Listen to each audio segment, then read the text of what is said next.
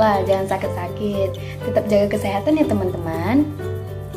Perkenalkan, nama saya Dila Nursepita dari kelas 2C Pendidikan Matematika dengan NIM 12010524293. Nah, di sini saya akan menjelaskan tentang membangun konteks teks akademik.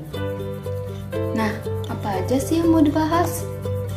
Jadi di video kali ini saya akan membahas tentang apa sih itu teks akademik, bagaimana ya model teks akademik tersebut, gimana sih ciri-cirinya, seberapa penting teks akademik tersebut, dan masih ada lagi ya. Jadi untuk mengetahuinya ikutin video ini terus. Nah teman-teman semuanya, di sini sudah ada pengertian dari teks akademik tersebut. Jadi nggak usah lama-lama, mari kita baca.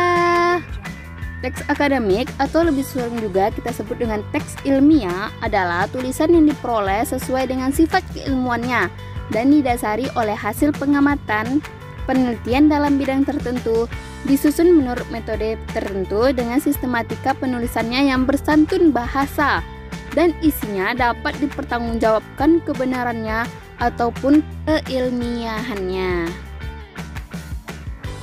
Nah, bagaimana nih? Udah pada tahu kan pengertian dari teks akademik? Sekarang kita lanjut. Menelusuri dan menganalisis model teks akademik. Jadi perlu diketahui ya teman-teman bahwa teks akademik itu atau teks ilmiah itu berbeda dengan teks non akademik ataupun teks non ilmiah. Oke, kita lanjutkan ya, mengidentifikasi ciri-ciri dari teks akademik dan teks non akademik. Nah, dalam teks akademik itu sederhana dalam struktur kalimatnya, sedangkan dalam teks non akademik rumit dalam struktur kalimatnya. Dalam teks akademik juga itu mengandung banyak informasi, sedangkan dalam teks non akademik cenderung tidak ada informasi. Teks akademik tidak mengandung kalimat minor, sedangkan dalam teks non akademik mengandung kalimat minor. Nah, apa sih kalimat minor itu? Kalimat minor ialah kalimat yang hanya mempunyai satu unsur pusat saja, yaitu predikat. Jadi biasanya kalimat minor ini singkat-singkat ya. Jadi dalam teks akademik itu dia tidak mengandung kalimat minor, tapi dia mengandung kalimat mayor, yaitu tersusun dari subjek, predikat, ataupun bisa ditambah dengan objek dan keterangan.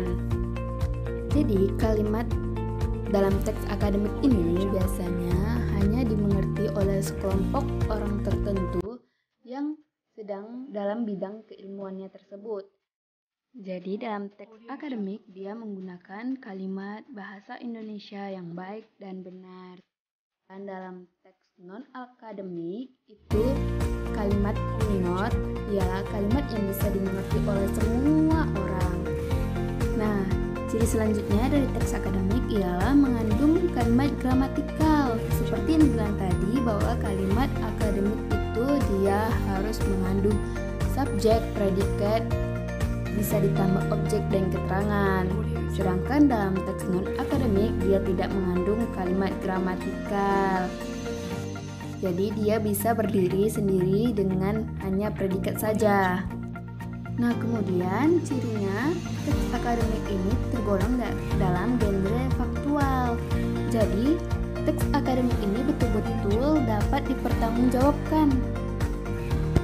Kan teks non akademik dia tergolong genre fiksional. Nah, perbedaan antara fakta dan fiksi, kalau fakta atau faktual itu berarti betul-betul objektif sifatnya, tidak mengada-ngada, bukan unsur subjektif. Tapi kalau fiksi atau fiksional saja sifatnya subjektif. Sekarang kita akan mempelajari tentang seberapa penting teks akademik itu. Teks akademik dianggap cukup penting, terutama dalam dunia akademisi, sebab memiliki dimensi tersendiri dibandingkan dibandingkan teks-teks lainnya. Teks akademik juga berhubungan erat dengan pengembangan ilmu pengetahuan dan teknologi ya. Sangat penting utamanya bagi mereka yang berkecimpung dalam dunia akademisi. Sebab tugas mereka adalah untuk terus membaca sekaligus menciptakan teks akademik. Nah, teks akademik atau teks ilmiah dapat berwujud dalam berbagai jenis, misalnya buku, laporan praktikum, dan artikel ilmiah.